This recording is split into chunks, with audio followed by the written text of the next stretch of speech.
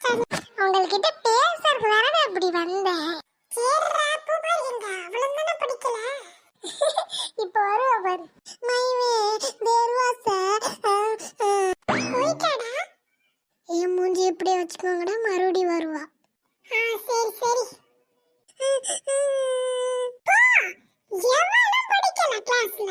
principal sir வந்து இப்ப